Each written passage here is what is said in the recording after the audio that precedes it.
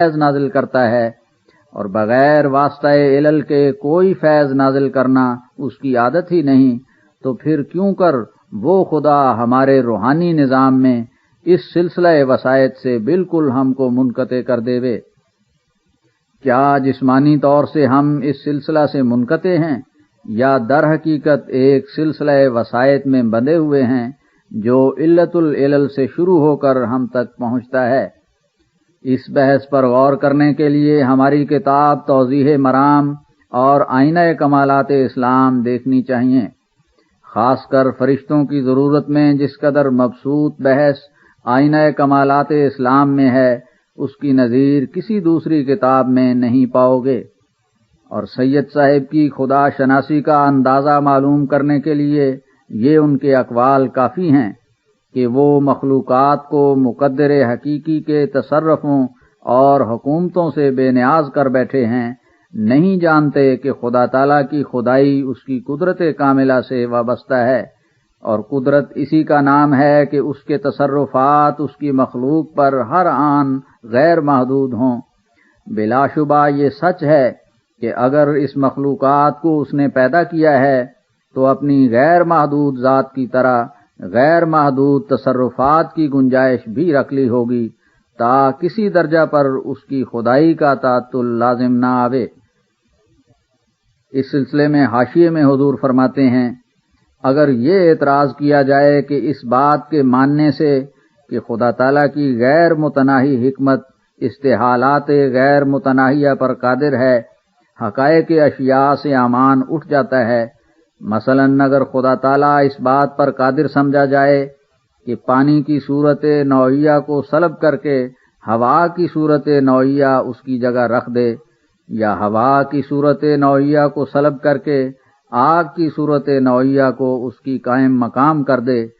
یا آگ کی صورت نوعیہ کو سلب کر کے ان مخفی اسباب سے جو اس کے علم میں ہیں پانی کی صورت نوعیہ میں لے آوے، یا مٹی کو کسی زمین کی تہ میں تصرفات لطیفہ سے سونا بنا دے، یا سونے کو مٹی بنا دے، تو اس سے امان اٹھ جائے گا اور علوم و فنون ضائع ہو جائیں گے۔ تو اس سوال کا جواب یہ ہے کہ یہ خیال سراسر فاسد ہے، کیونکہ ہم دیکھتے ہیں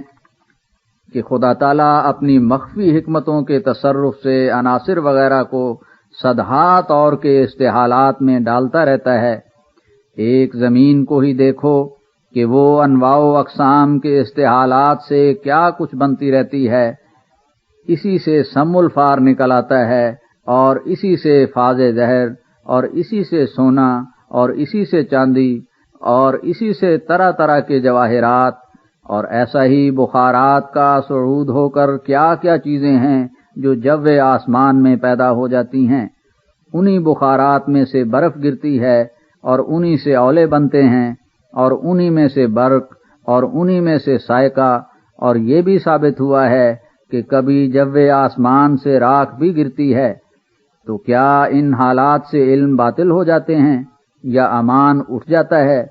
اور اگر یہ کہو کہ ان چیزوں میں تو خدا تعالیٰ نے پہلے ہی سے ان کی فطرت میں ان تمام استحالات کا مادہ رکھا ہے،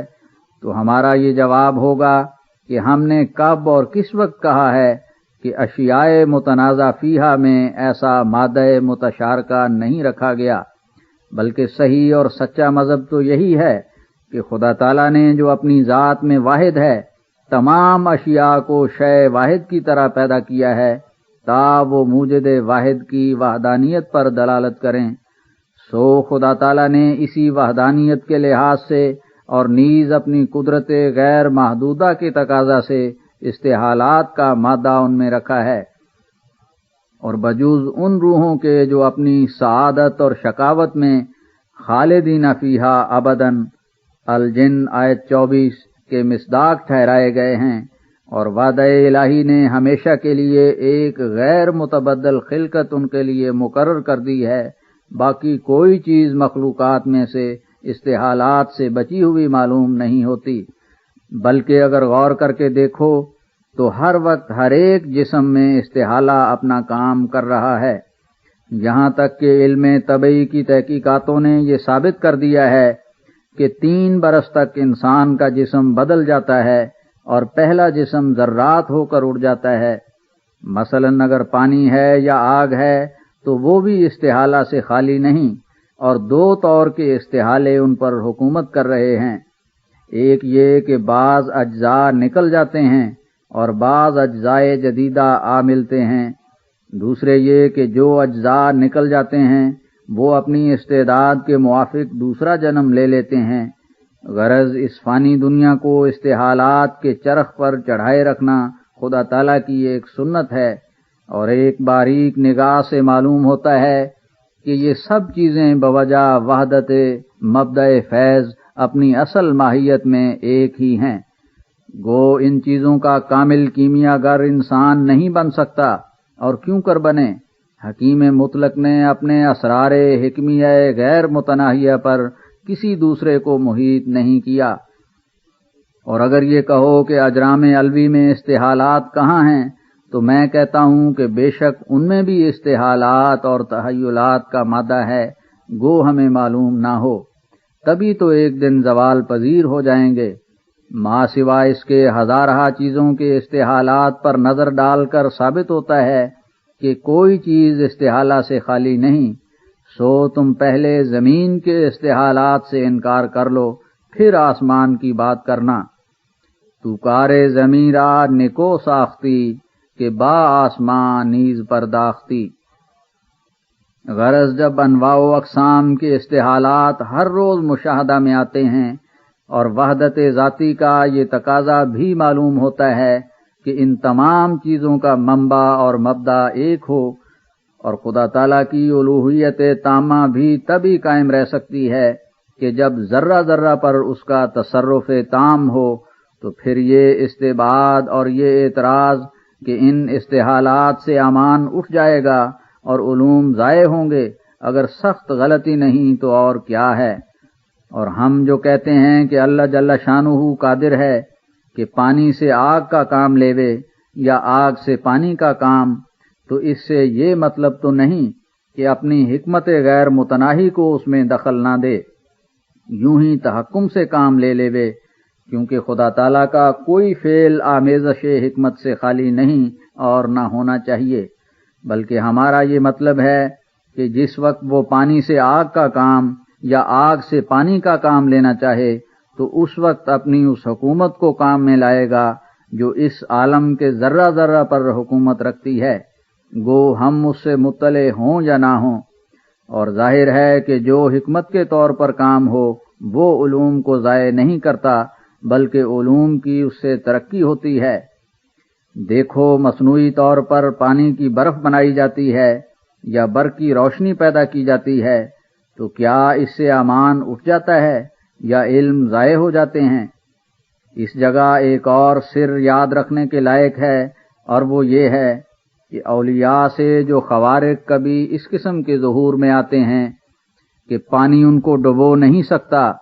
اور آگ ان کو نقصان نہیں پہنچا سکتی، اس میں بھی دراصل یہی بھید ہے کہ حکیم مطلق جس کی بے انتہا اسرار پر انسان حاوی نہیں ہو سکتا، اپنے دوستوں اور مقربوں کی توجہ کے وقت کبھی یہ کرشمہ قدرت دکھلاتا ہے کہ وہ توجہ عالم میں تصرف کرتی ہے، اور جن ایسے مخفی اسباب کے جمع ہونے سے مثلاً آگ کی حرارت اپنے اثر سے رک سکتی ہے، خواہ وہ اسباب اجرام علوی کی تاثیریں ہوں یا خود مثلاً آگ کی کوئی مخفی خاصیت یا اپنے بدن کی ہی کوئی مخفی خاصیت یا ان تمام خاصیتوں کا مجموعہ ہو، وہ اسباب اس توجہ اور اس دعا سے حرکت میں آتی ہیں، تب ایک امر خارق عادت ظاہر ہوتا ہے، مگر اس سے حقائق اشیاء کا اعتبار نہیں اٹھتا اور نہ علوم ضائع ہوتے ہیں، بلکہ یہ تو علوم الہیہ میں سے خود ایک علم ہے اور یہ اپنے مقام پر ہے۔ اور مثلاً آگ کا محرک بالخاصیت ہونا اپنے مقام پر، بلکہ یوں سمجھ لیجئے کہ یہ روحانی مواد ہیں جو آگ پر غالب آ کر اپنا اثر دکھاتے ہیں اور اپنے وقت اور اپنے محل سے خاص ہیں۔ اس دقیقہ کو دنیا کی عقل نہیں سمجھ سکتی کہ انسان کامل خدا تعالیٰ کے روح کا جلوہ گاہ ہوتا ہے اور جب کبھی کامل انسان پر ایک ایسا وقت آ جاتا ہے